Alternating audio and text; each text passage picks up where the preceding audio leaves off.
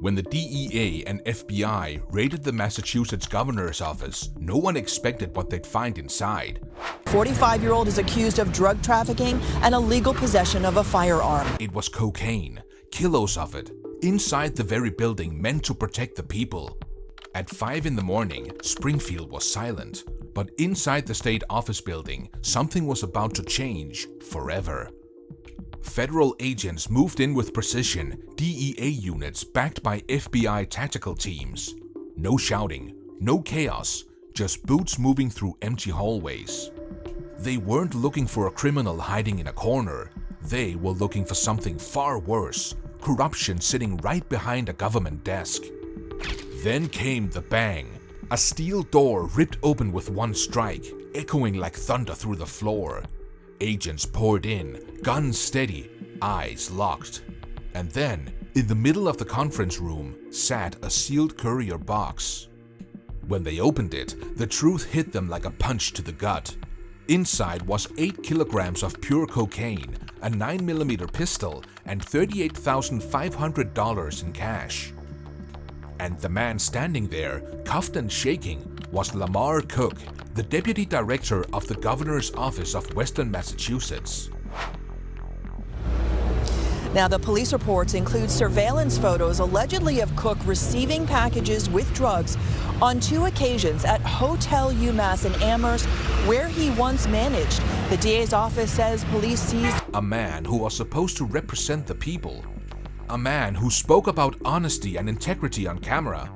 Now, standing inside his office, surrounded by drugs and cash, he had nowhere left to hide. What came next shocked even the agents who thought they'd seen everything. Cook's laptop was taken from his desk. When the forensics team powered it up, they hit a wall. Heavy encryption, military grade. The kind of thing you don't normally find on a government device. It took hours to unlock. And when the screen finally lit up, the investigation exploded. The files weren't just random notes. They were shipping records, organized, detailed, and time-stamped. Over 14 months, there had been 19 shipments, each weighing between 8 and 20 kilograms. And here's the twist. Those shipments didn't come from the streets. They were sent through the state's own postal routes, stored in government warehouses, and distributed using official vehicles. It wasn't a drug operation hidden in the shadows. It was a drug empire built under the roof of the government itself. Names started appearing. Not gang members, not dealers, but police officers, deputy sheriffs, court clerks. Public servants who had quietly turned their badges into shields for crime. Each one played a small role, and together they created a network that stretched through schools, neighborhoods, and city offices. And it didn't end in Massachusetts. The shipments were traced back to a violent paramilitary cartel called La Nueva Sangre, running from Mexico up through New York and into Maine. They weren't just moving drugs anymore, they were infiltrating systems, and the Massachusetts government, intentionally or not, had become part of their route. At 3:50 a.m., inside a federal command post near Worcester, a glowing digital map of Massachusetts marked red points across the state. Warehouses, mailrooms, storage units. The command went out. Action, all units. Within 14 minutes, agents hit 14 different targets across the state. In Lowell, an auto shop hiding tons of drugs was stormed. 3 men reached for weapons, but before they could fire, flashbangs shattered the silence. In Springfield, a warehouse disguised as a farming distributor was raided, and agents found 200 pounds of cocaine and 90 pounds of fentanyl ready for shipping. And in Worcester, a surveillance camera caught suspects running for rifles as a Black Hawk helicopter roared overhead. A voice boomed from the sky. "Drop your weapons, you're surrounded." 9 minutes later, it was over.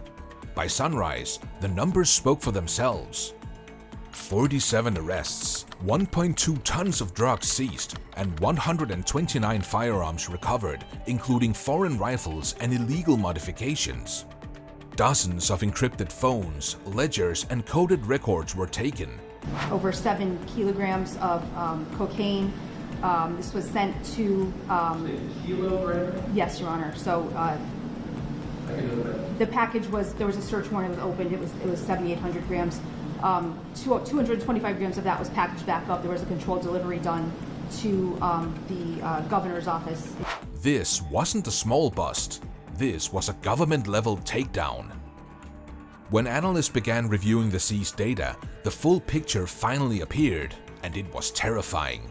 The network wasn't just criminal, it was organized like a business. 4 main supply corridors were hidden inside legitimate logistics companies. Their trucks carried produce or construction materials, but inside those sealed crates were kilos of cocaine. Cold storage warehouses held frozen vegetables in the front, and behind them, brick-sized drug packages marked with coded symbols. The financial side was even dirtier. 2 private casinos with no public signage were used to wash cash. Money moved through shell companies in Delaware and Puerto Rico, clean, legal, untraceable. And at the center of it all was a non-profit organization that claimed to help with youth outreach. It had processed over $11.3 million in fake donations, but every single cent came from drug profits. Worse, the same organization had paid campaign donations, speaking fees, and consulting retainers to local officials. The cartel wasn't hiding in the dark anymore. It was sitting at fundraisers, shaking hands, and smiling for the cameras. Once investigators understood the scope of the web, they knew what had to come next. The raids had broken the outer shell. Now it was time to clean the inside.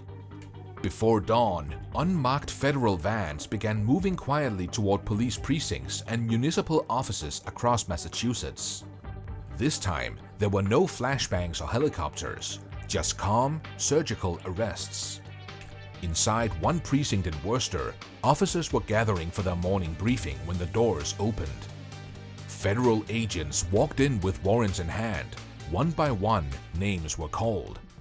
A lieutenant with 23 years of service stared in disbelief as his badge was taken. A detective once praised for reducing drug crime was cuffed in silence. A procurement official froze as agents pulled envelopes of community outreach funds from her cabinet, money that was anything but community-related.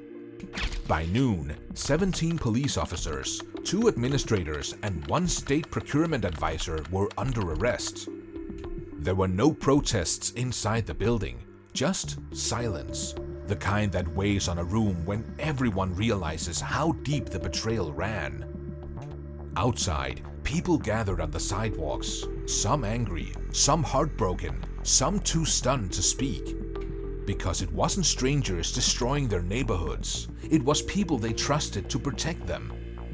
An elderly man stood outside the precinct holding a folded American flag. He donated it years earlier after his son, a police officer, had died in the line of duty. He didn't shout. He didn't cry. He just watched as the same uniform that once symbolized safety was walked out in handcuffs. And with that, the Integrity Review Task Force was established, an independent bureau with full authority to audit police departments, government offices, and public funds. Its mission was clear: restore trust where trust had been stolen. By the end of the investigation, the scale was undeniable. The drug network generated over $220 million every year. Thousands of homes and neighborhoods had been affected, and institutions, from offices to police precincts, had been quietly compromised. The lies, the bribes, the fake charities, every layer pulled back. Massachusetts had faced its own reflection, and it wasn't pretty. But here's what matters. The same state that had been infiltrated fought back, not with denial, not with silence, but with exposure. Badges were removed, offices were cleaned out, names were said out loud, no matter how powerful. Because sometimes the hardest battles aren't fought with weapons, they're fighting with the truth. So if you're still here, you already understand. This story isn't about drugs. It's about how close corruption can get before someone finally says, enough. And the next time this happens, it might not end this quietly. If you believe the truth needs to stay loud, hit like so this story reaches someone else who won't look away. And subscribe, because this fight for integrity is just getting started.